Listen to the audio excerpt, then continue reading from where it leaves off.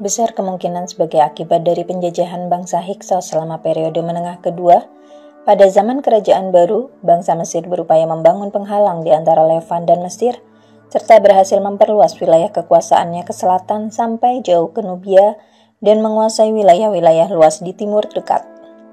Bala tentara Mesir bertempur melawan bara tentara Het untuk merebut kembali atas wilayah Suriah sekarang ini. Pada zaman inilah Mesir mengalami kemakmuran dan kekuasaan yang besar. Beberapa Firaun yang paling penting dan ternama memerintah pada zaman ini. Hatshepsut adalah salah seorang di antara Firaun-Firaun tersebut. Hatshepsut sendiri merupakan suatu keluar biasaan karena ia adalah seorang Firaun perempuan, suatu peristiwa langka dalam sejarah Mesir. Ia adalah seorang pemimpin yang penuh ambisi dan cakap, yang menambah jangkauan perniagaan Mesir sampai ke Somalia Selatan dan Mediterania di utara. Ia memerintah selama 20 tahun dengan jalan memadukan propaganda luas tersebar dan kepiawaian dalam berpolitik. Firaun sepemerintahan sekaligus penggantinya, Thutmose III, yang sering disebut sebagai Napoleon dari Mesir, memperbesar angkatan perang Mesir dan memanfaatkannya dengan hasil yang besar. Menjelang akhir masa pemerintahannya, ia memerintahkan penghapusan nama Hatshepsut dari monumen-monumen yang dibangun Firaun perempuan itu. Ia berperang melawan orang-orang Asia dan merupakan Firaun Mesir yang paling sukses. Amenhotep III mendirikan kuil Karnak secara besar-besaran, termasuk kuil Luxor yang terdiri atas 2 pilon, sebuah selasar bertiang 2 baris di belakang pintu masuk kuil baru itu, dan sebuah kuil baru untuk Dewi Ma'at. Rameses I memerintah selama 2 tahun dan digantikan oleh putranya Seti I. Seti I melanjutkan upaya Horemheb untuk memulihkan kekuasaan, dan kehormatan Mesir. Ia pula yang berjasa atas pendirian kumpulan kuil di Abydos. Boleh dikata kekuatan Mesir kuno sebagai sebuah negara bangsa mencapai puncaknya pada masa pemerintahan Rameses II yang agung, dari Wangsa ke-19. Ia memerintah selama 67 tahun sejak berusia 18 tahun, melanjutkan usaha pendahulunya dan mendirikan lebih banyak lagi kuil megah, seperti kuil Abu Simbel di perbatasan dengan Nubia. Ia mencoba merebut kembali wilayah-wilayah di Levan yang pernah dikuasai oleh Wangsa ke-18. Perang-perang penaklukan kembali yang dilancarkannya mencapai puncaknya dalam pertempuran Kades pada 1274 sebelum Masehi. Tatkala ia memimpin bala tentara Mesir menghadapi pasukan Raja Het-Muwatalli II. Catatan riwayat pertempuran ini kelak terkenal sebagai catatan pertama dalam sejarah mengenai serangan militer. Rameses II termasyhur karena menjadi ayah dari banyak anak yang dilahirkan istri-istri dan selir-selirnya. Makam yang ia bangun bagi putra-putranya, banyak dari anak-anaknya yang meninggal dunia mendahuluinya, di Lembah Raja-Raja merupakan kompleks pemakaman terbesar di Mesir. Para penggantinya meneruskan serangan-serangan militer, meskipun kalangan istana yang semakin resah membuat segala macam urusan bertambah rumit. Rameses II digantikan oleh putranya, Merneptah, yang kemudian digantikan putra Merneptah, Seti II.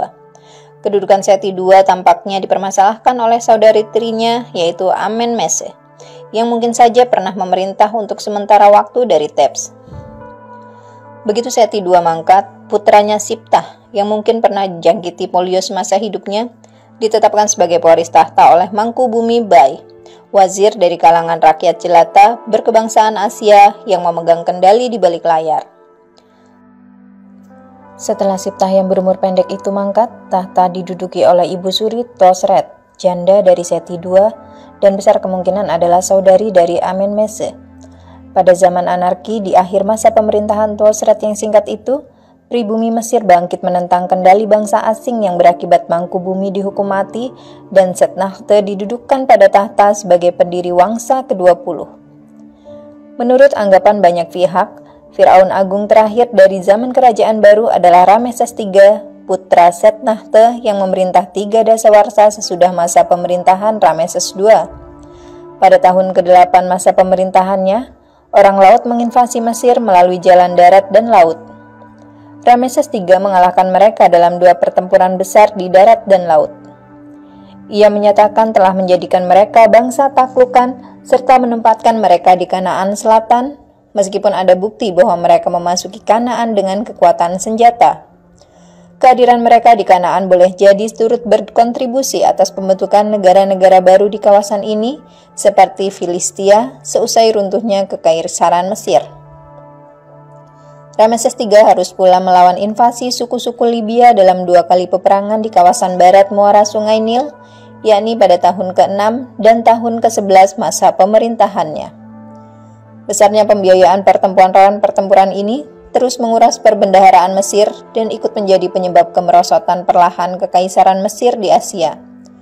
Gentingnya situasi terbuktikan oleh kenyataan bahwa peristiwa pemogokan buruh pertama kali tercatat dalam sejarah terjadi pada tahun ke-29 masa pemerintahan Rameses III, di saat-saat makanan harus dijatah dan keperluan pokok para undaki elit pembangun makam kerajaan beserta para tukang dan pandai di desa Deir el-Medina tidak dapat dipasok.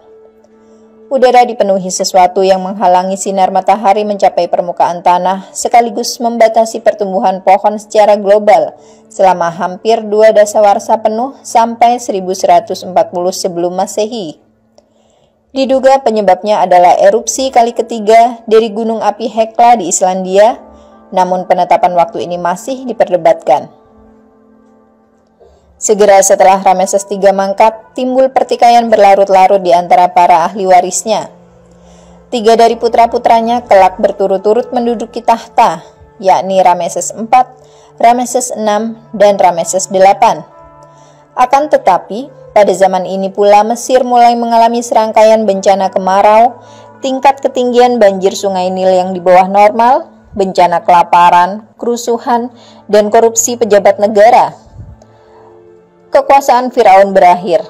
Rameses XI sedemikian melemahnya sampai-sampai di daerah selatan para imam besar Dewa Amun di Thebes bertindak selaku pemimpin de facto Mesir Hulu.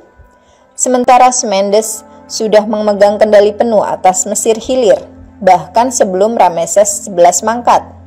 Semendes kelak mendirikan Wangsa ke-21 di Tanis.